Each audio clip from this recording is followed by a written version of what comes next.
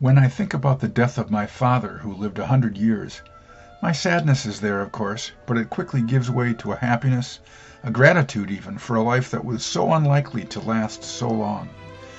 So it is with happiness that we are going to remember today his remarkable life. I'm going to try and compress this long life into a few minutes of his life story. Then we'll look at pictures, because that's what we Stieglers do. We look at pictures. Dad started the looking at pictures thing, and it's my solemn responsibility now to honor him by continuing that tradition. Given how many pictures we have to look at, we should be done in a couple of hours. No, not really. I did a little editing, but probably not enough. Then we'll hear from some others, and any of you who would like to share memories of my dad. The year was 1924. Calvin Coolidge was finishing his first term as president, Vladimir Lenin had just died, and the first ever Winter Olympics were starting in Chamonix, France. On the 23rd of January at Swedish Hospital in Minneapolis, Ben Stiegler was probably in a smoke-filled waiting room as his wife, Rose Stiegler, gave birth to their first son, Farrell. What are the chances that a young man working in the local garment industry, who had immigrated from Latvia by way of England, and a beautiful young woman from Baltimore working as a transcriptionist would meet and start a family in North Minneapolis? It happened. The house at 922 Girard Avenue, where Ben, Rose, Farrell, and Farrell's two brothers, Alan and Mickey, grew up, is no longer there. It's now Bethune Community School and Park. I would occasionally drive through the neighborhood with Dad in his later years, and he never ceased to be amazed at how much had changed in 90 to 100 years. It also predictably and repeatedly prompted his telling of the classic Borscht Belt joke. Jacob and his wife were cleaning out their attic when he found shoe repair stub in the pocket of an old jacket. "Hey, check this out," Jacob said to his wife. "A stub from Millman Shoe Repair. It must be 20 years old. I wonder if Millman still has the shoes." So the next day Jacob went to Millman's shoe shop and asked old Millman if he still had the shoes. Millman looked at the stub and said, Ja, we do. They'll be ready next week." Dad loved that joke, and he lived by the idea that if it's funny once, it's funny again and again. Some of you are probably thinking that notion rubbed off on me. Yeah, it probably did. Growing up in a predominantly Jewish neighborhood in North Minneapolis, he and his brothers lived typical 1920s and 1930s lives. Dad claimed he never really felt like they lived during a depression, which is nice, but he would tell about how his father would try and make money on the side by selling blankets to the Indians, whatever that meant. He never forgave his childhood friend for stealing his aviator goggles. He remembered sitting in front row through two Benny Goodman shows and having Benny look down at him and his brothers during the second show and say, "Don't you kids have something better to do?" He became a clarinet player in school, and he was proud of his trips with the renowned North High School Band to the New York World's Fair in 1940 and to play for King George in Winnipeg in 1939. Dad must have been pretty good on the clarinet, because I found a high school commencement program that indicated he played the second movement of the Mozart Clarinet Concerto during the commencement ceremony. By the time he and I played duets together, he was a little rusty, but he kept playing into his 80s. He was actually my first clarinet teacher. As you might expect when a father is teaching his recalcitrant son, that did not last long, and he got me a real teacher. As a high school student, he also directed a choir at his synagogue, fostering his interest in vocal music. He had an early interest in science. In 8th grade interest survey, he talked about wanting to be a microbiologist after reading the classic book The Microbe Hunters, which was published in 1926. When visiting a hospital lab as a young student, the pathologist recommended that Dad become a doctor. And that's what he did. He enrolled in the University of Minnesota through a U.S. Army-based accelerated wartime curriculum, getting his Bachelor of Science in 2 years and his MD degree 4 years later. After his internship, he practiced as a GP for a year, doing many of the family practice things that I did my whole career. One night, after he had just delivered a baby, he saw a tall, dark-haired, apparently attractive nurse coming out of the elevator. As legend has it, he cajoled one of his colleagues to get the nurse's phone number for him. Dr. Rosenbaum is in the audience today. He's 104, or will be soon. He finally convinced Kathleen Weiler, a nice Catholic girl from Lisbon, North Dakota, to go out with him. They started dating just as she was ending a several-year relationship with a man, apparently because the man's mother did not want him, a Lutheran, to get serious with a Catholic girl. In 1948, the Army put out a call for men who benefited from Dad's wartime education program to consider enlisting for active duty, as many soldiers were retiring after the war. Dad re-upped and signed up to be a physician and surgeon to be stationed in Nuremberg, Germany. I later found this interesting because Dad had kept a detailed report he'd written in 9th grade on the history and art of Nuremberg.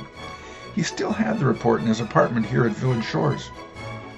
He was a regimental surgeon for the 16th Infantry, Chief of General Surgery, 15th Evac Hospital.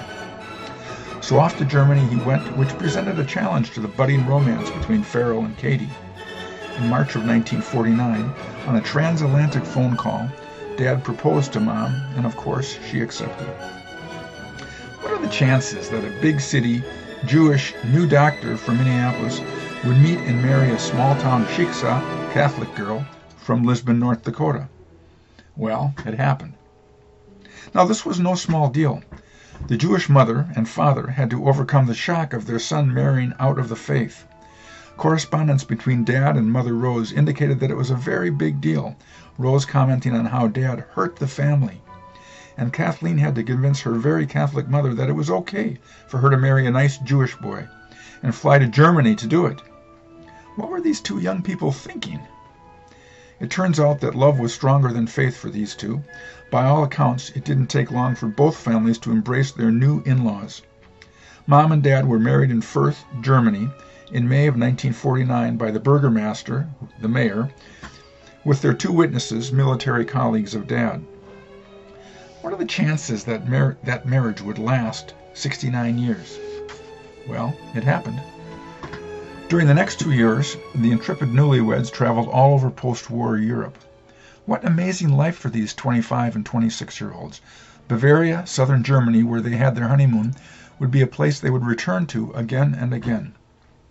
As their time in Germany was coming to an end in 1951, one thing led to another, and my sister Rebecca was on the way here. When she was born in December, Dad was working as an instructor in physiology and a general practitioner. He started his surgical training in 1952 at the old VA hospital in Minneapolis, as the now growing family, with Jonathan entering in 1953, lived in Spartan married housing on the U of M campus. Just as I arrived in 1956, the family moved into a real house in South Minneapolis, as Dad started his long surgical career at the Belzer Clinic across the street from the Riverview Theater.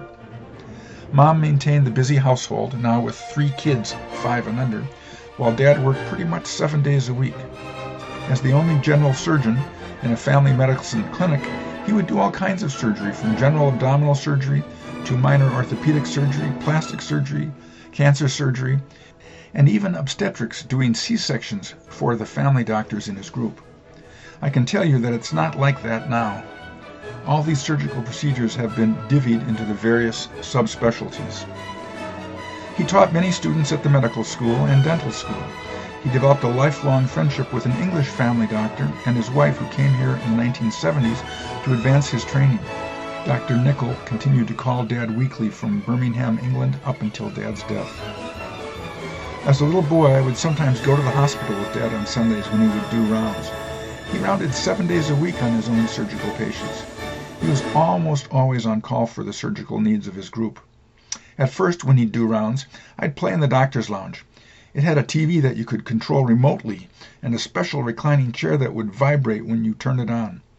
Pretty cool stuff for a little boy. And we'd have very deep conversations in the car as I'd ask him about stuff, and he always had an answer. I actually remember him telling me on one of these trips how babies were made. I was too young to be embarrassed. It was sciencey stuff. I was a little nerd. Once, when I was a little older, he let me watch him do an appendectomy. I gowned up and stood right next to him. How cool was that? When I was about 13, he let me watch a C-section, right up close. There were no rules about confidentiality then. There was no asking the patient. I just gowned up and wandered into the OR, and the nurses loved it. Doc Stiegler's kid is watching. No big deal. Well, it was a big deal to me. Later, as a med student, I was able to do a formal surgical rotation with him as my teacher. It was so cool to see how he did things, how he treated people and how they treated him. Once when I was assisting him in surgery, one of the retractors I was holding slipped slightly, and as I adjusted it, I said, "Oops!" Dad then launched into a lecture feigning seriousness about how one never says oops in the operating room. I realized the nurses and anesthetists were smiling and quietly chuckling under their masks as the surgeon was teasing his son. Like any good know-it-all surgeon, he always had an answer to any question. When asked once by one of my friends why one's hands hurt so much when they were warming up after being very cold, without missing a beat, he came up with an answer and he said, "It has something to do with enzymes." He was probably right. Throughout my practice, years later, I would occasionally encounter patients who'd been patients of my dad's years earlier. Their unfailingly positive memories of him as their doctor always made me proud. Dad would frequently tell people that he was an amateur surgeon and a professional photographer. I know he didn't really think of himself as an amateur surgeon, but I think he probably did think of himself as a professional photographer. His interest in photography started early, but exploded when he lived in Germany. After taking thousands of pictures during their travels, his interest grew as he took courses in photography, joined photo groups, built himself darkrooms where he could process and enlarge his own pictures. He did pretty good at it, as he had some of his pictures published in leading photography magazines from time to time. He would look at professional photos and tell you what was done right or done wrong. He took his cameras everywhere, frequently stopping on the way home from the hospital to take pictures of Minneapolis parks, buildings, and people. He loved to take pictures of people. He thought people were more interesting than mountains or flowers, though he took plenty of pictures of those as well. When traveling in China, Russia, Mexico, Egypt, England, and the Czech Republic, he would just walk up to people and take their pictures. When I asked him if he ever asked for their permission, he said, "Nah, they usually liked it." But his favorite subjects were his kids, his grandkids, and especially his wife. Mom must have been patient because he was, apparently based on the photographic record, taking pictures of her constantly. I remember the photo sessions for us kids as well. Sitting under the hot lights, rearranging hair, props, lighting. Once the grandkids came along, the modern lighting wasn't as hot, but the photo sessions were just as intense. After he retired, Dad and Mom had more time to travel, and the travel often involved their love of music, traveling with the Minnesota Orchestra to Mexico, going on music tours to Europe. Talking with Dad about music was like talking to a musicologist. He had a vast knowledge of opera, Mozart, Strauss, esoteric clarinet literature, German folk music, and especially Gilbert and Sullivan. He just could not understand why everyone did not love Gilbert and Sullivan. He was sort of like that about a lot of things. If he loved it, everybody else obviously should as well. Though he certainly instilled in me a love of classical music, I wasn't as successful in making him like jazz, which he once referred to as cacophonic, which literally means noisy. Though he continued to think that Laurel and Hardy and the Marx Brothers were the pinnacle of comedy, he was in some ways able to change with the times. When he no longer had his beloved darkrooms, he learned about digital photography and how to print pictures from his computer. When he came to Village Shores, he had lost his wife as a subject of his pictures, so he started taking pictures of staff here. What are the chances that this Jewish boy from Minneapolis would grow up to marry a nice Catholic girl from North Dakota, become a respected surgeon who would practice for nearly 40 years, raise a family of 3 who would go off in all directions, professionally and spiritually, travel the world with his wife, taking pictures incessantly and sometimes playing golf, live longer than most of his friends and much of his family, and end up in the warm embrace of everyone at Village Shores? Well, it happened. The montage that follows shows the usual history, chronologically, of Dad and Mom and the family, and lots of family photos, of course. But it's also a photo exhibit in which I'll show you many of the portraits that he took in places all over the world, because these were really his favorite pictures. The accompaniment is some of his favorite music.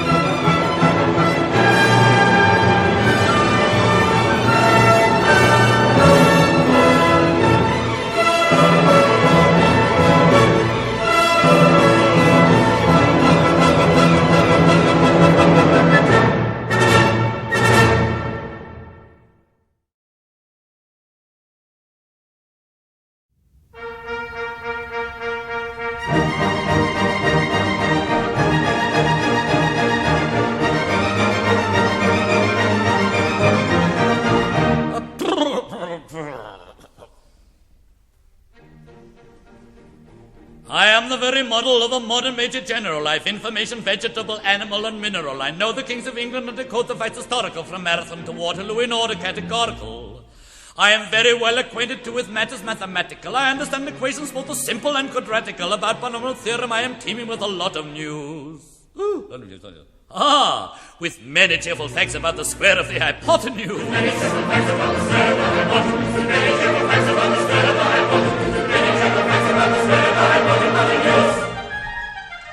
I am very good at integral and differential calculus. I know the scientific names of beings and animalculus. In short, in matters vegetable, animal, and mineral, I am the very model of a modern major general.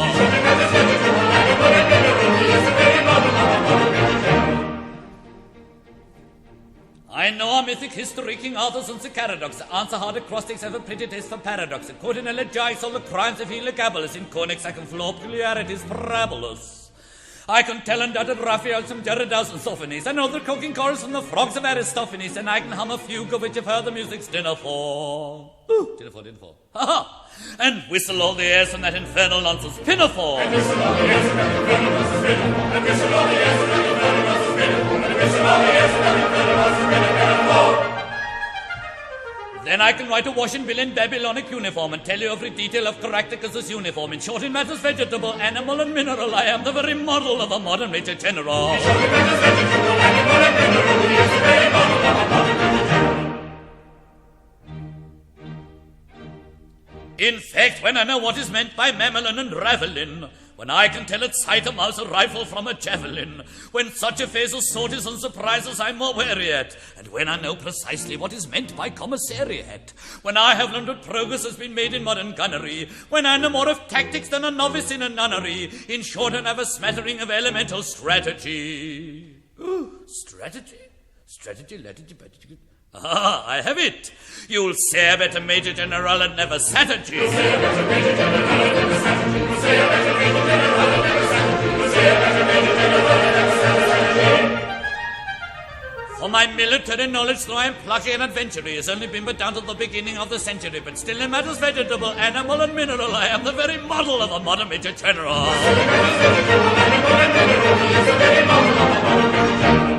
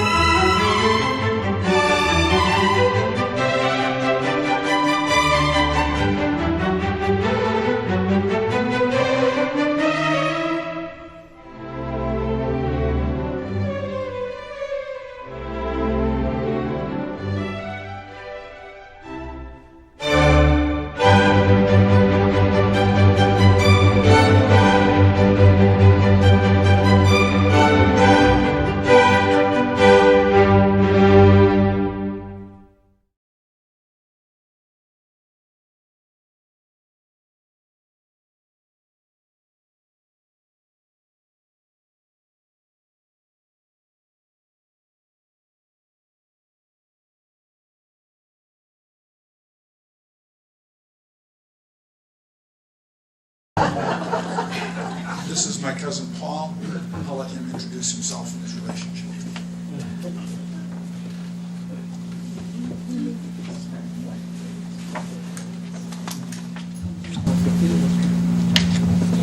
I'm Michael Side.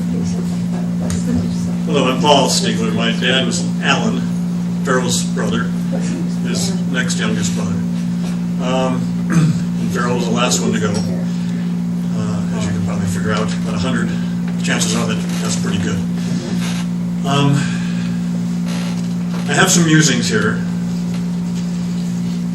and they'll be kind of random. I loved Uncle Farrell.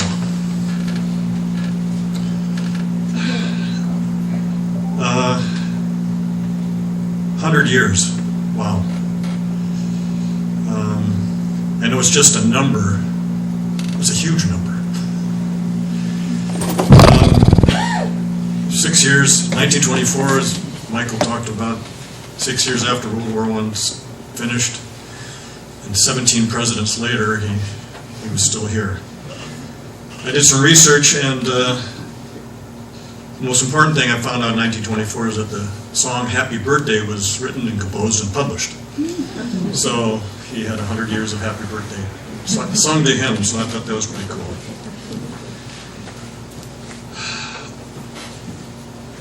I probably loved Uncle Farrell even more later in my life as I got older and I realized my mortality as I got older. And as you get older, you start thinking about the past, thinking in ways that you didn't think about it when you were younger. And he was kind of my conduit to the past. So my dad had Alzheimer's and he was forgetting the past. I couldn't trust what he was saying, and I'd call Uncle Farrell and he would tell me most of the truth. But I enjoyed that, and I really I needed that, and that was good for me. He and Aunt Kate were very supportive to me and my wife Jill. We were in interfaith marriage also, and at a time that it wasn't so cool in St. Louis Park, Minnesota. And we definitely appreciated that, and that was heartfelt. But my best memory of Uncle Farrell is kind of like Michael alluded to. I got to do a rotation with him also. As I was a family medicine resident at Hennepin, I got to do a month of surgery with him. He was my tutor, and I was his resident, and he just was it was just so fun to just go up and down the halls of Fairview and, schmooze and get consults from the internists and glad hand people, and introduce his nephew, the other Dr. Stiegler. And it was probably my funnest rotation. I learned a lot. He was fast. He was confident. He did everything. I think he did heart surgery, open heart surgery. No, I don't think so. Or at least I thought about it. But he made patients comfortable. I learned this wry humor he had, and he would. It was politically correct at the time. And he would make people feel comfortable. He would come and tell them what they're going to do, and he would a little twisty turn of humor at the end, and it just put them at ease. And I appreciate it. And I learned that, and I did my career in emergency medicine for many years. And boy, my patients were definitely not at ease, and I was able to channel that, to try to make them more comfortable. So I learned that from him. I think one pearl of wisdom I learned from him is that, Paul, make an adequate incision. An incision heals from side to side, not from top to bottom. You know that. Okay, fine. And so, that was great. I remember it to this day. It just felt so good. So how did he live so long? As a physician, how do we predict that? I don't know. I mean, the things he went through, the surgeries, the fractures, the dislocations, the redos, all that stuff, and the rehab would have, in men younger than him, would have just caused them to fade away into, the next world. But he didn't, and he was always grumbling about it, but he grumbled about it in a matter-of-fact way, and it wasn't looking for empathy or sympathy. He just told it like it is, and I think what kept him going was his passion for having a to-do list. And I think that's what it was. His pictures, his photos, his collating and all that stuff, and his family, his kids and everything. And I think he just there was always something to do. So I think that's what helped. But unfortunately, I think the passing of the second kid, Jonathan, was a little bit too much for him, and I want to give my hearts out to Jonathan's family here, because it's still very near in our heart. We all are in grieving of that, and in memory of that, and also to Rebecca, and going too soon, and Uncle Farrell got through all that, and I just want to celebrate that with him and them, and 100 years is just amazing. We're given one life. That's it. There's no guarantees, and I'm very grateful for knowing him and grateful for being here. I wanted to share a song that I wrote for my kids that talks about dying, and I just want to share it.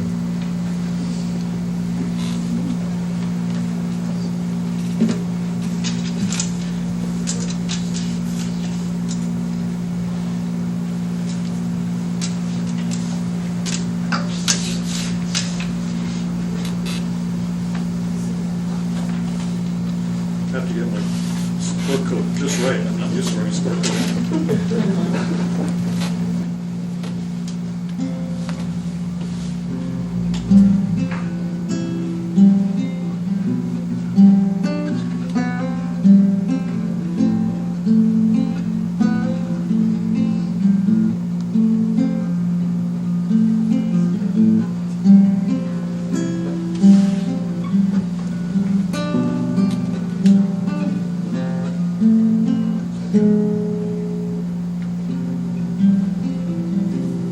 I'll be gone, I'll be cold,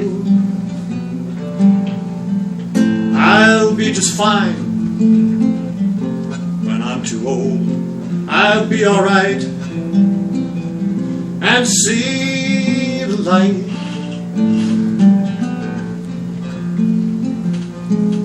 When I die,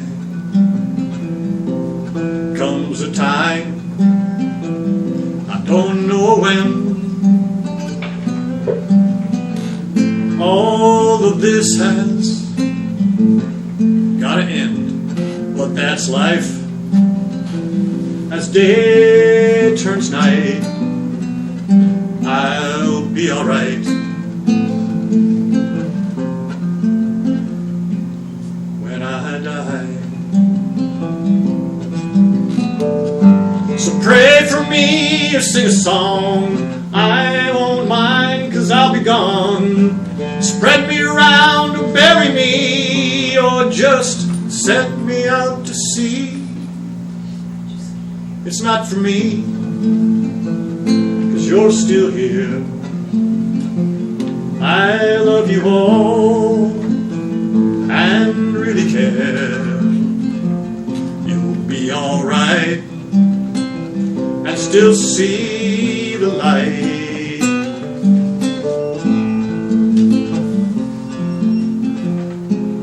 When I die,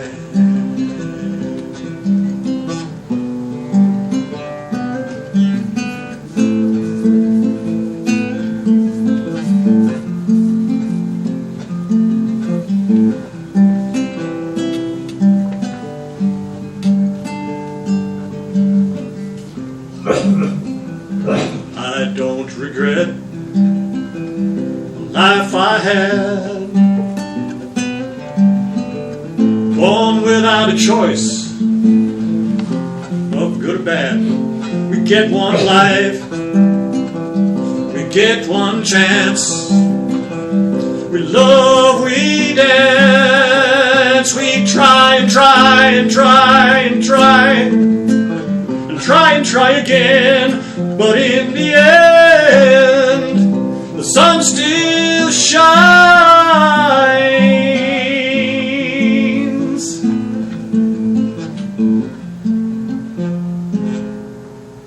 When I die.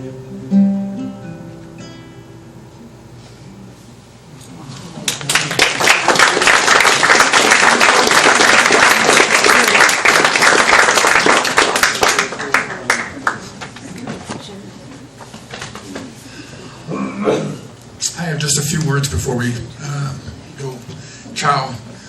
Others have said some things, so I'm going to skip part of this, but I do have a few more things I wanted to say.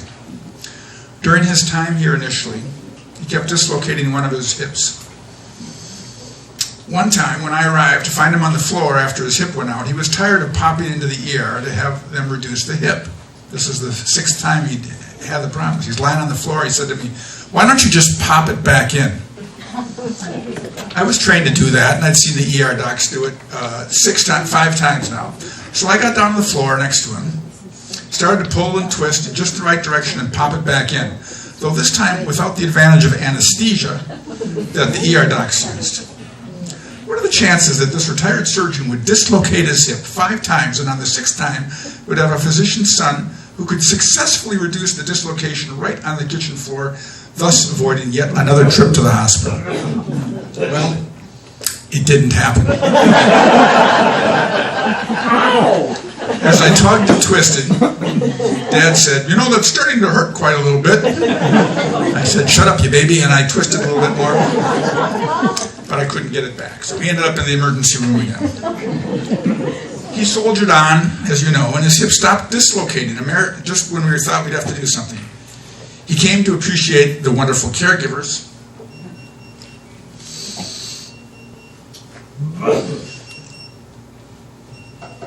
I knew it would be when I talked to you guys at Village Shores. He continued in therapy, always hoping to get stronger and to walk again, and he lost strength after one of his hip fractures. He bought and donated those parallel bars over there to Village Shores in the hope that they would help him walk again. And yet he would say to me things like, "You know, I think my rectus femoris is getting weaker and I'm never going to walk again." It was always anatomic. He always knew exactly which muscle was failing better than I did. My parents became agnostic with regard to religion after they were married. They raised their kids to decide spiritual questions for themselves. Jonathan's religious conversion later in life was somewhat of a challenge to my agnostic parents, but everyone usually respected each other's beliefs, though Jonathan never completely gave up hope that Dad would come to see Jesus. Dad never came to Jesus or any other deity-related belief later in life. He believed in the here and now, and recently he said to me, "I'm ready to go and meet your mother." I knew he was ready to go, but I didn't know he was expecting to meet Mom or anyone else. When I said, "Really?" he smiled and said, "I'm just kidding, you know that." He reminded me then that he was comfortable with the realization that what made life priceless was that it was incredibly unlikely to have happened at all. What are the chances? And that it was finite. When it was done, it was done.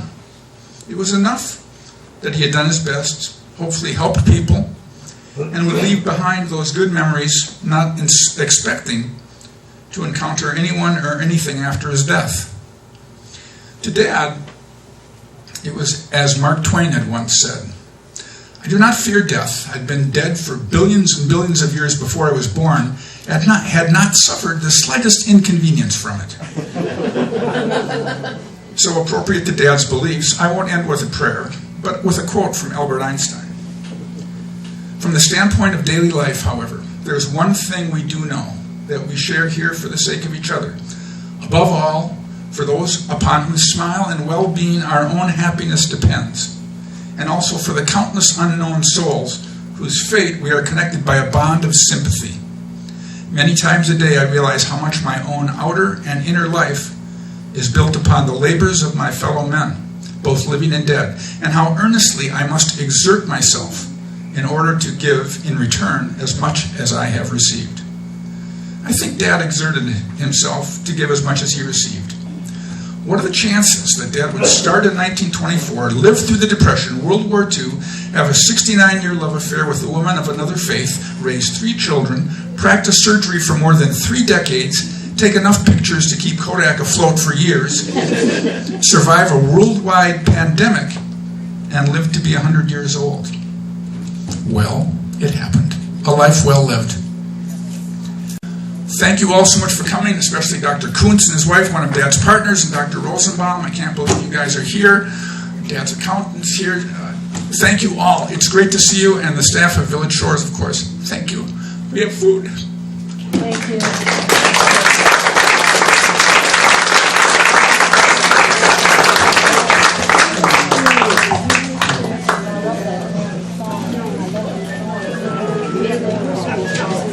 He wasn't a photographer, he was professional.